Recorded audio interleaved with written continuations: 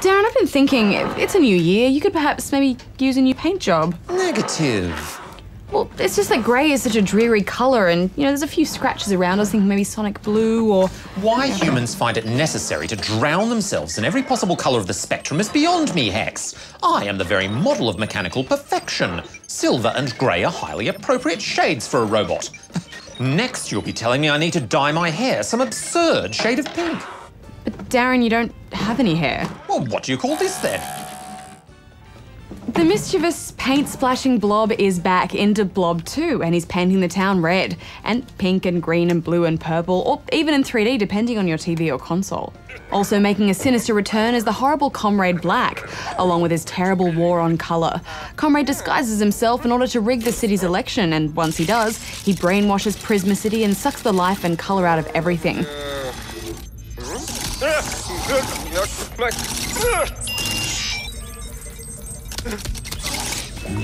So it's up to Blob to spread paint around and once again restore colour to the land. Luckily, in Blob 2, Blob has enlisted the aid of a robot companion.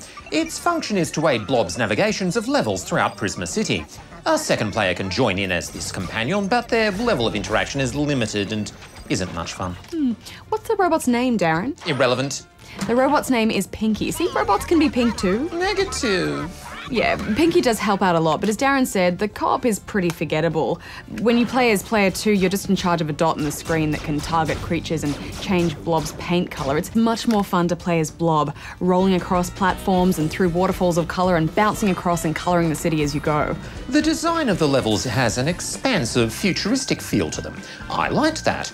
Although the initial puzzles aren't too challenging, most of them merely require you to paint the right buildings the right colours. And they flash the colour you need to paint them, so it doesn't require much processing power. They do, however, get much trickier, and there's a time limit in place, so you'll need to work quickly.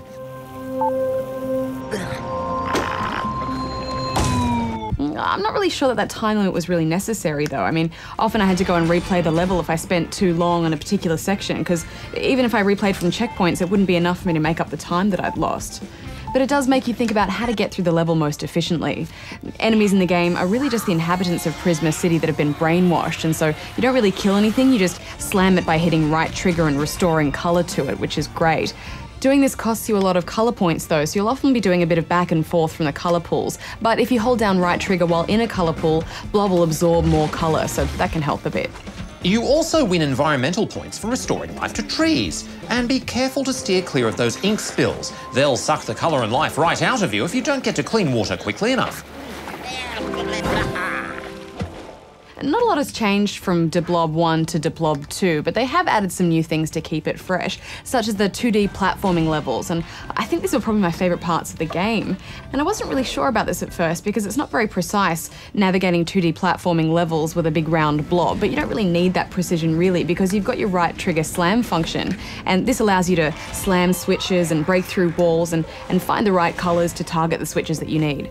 While the difficulty curve is gradual, don't be fooled into thinking that this is a game for noobs. That being said, I still finished it in 0.429 seconds. That's impossible. Negative.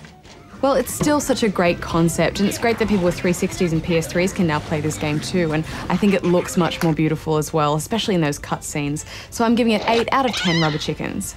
It's an 8 from me too. I rather enjoyed the combination of paint splashing and platform mayhem. Did you enjoy it enough to maybe change your colour scheme to something like wild fuchsia? I think you know the answer to that. Ooh. Oh, No, move over. No, yeah, go in there and... No, you're doing it wrong. Just change my colour then. Oh no, almond ink! Almond ink! Oh, I've got to get to fresh water. Can you see any water, Darren? All I can see is a noob.